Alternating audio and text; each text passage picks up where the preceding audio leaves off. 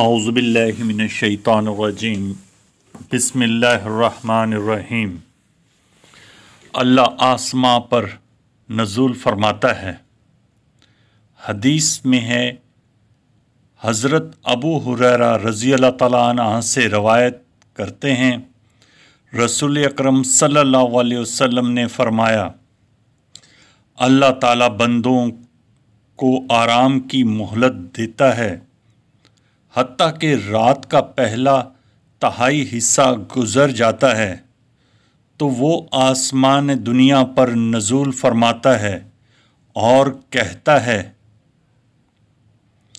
کیا کوئی مغفرت کا طلبگار ہے؟ کیا کوئی توبہ کرنے والا ہے؟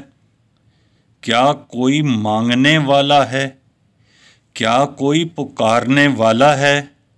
حتیٰ کہ فجر پھوٹ پڑتی ہے۔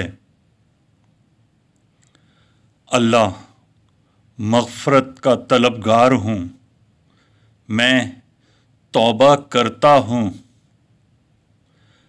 میں تجھ سے معافی مانگتا ہوں، میں تجھ کو ہی پکارتا ہوں۔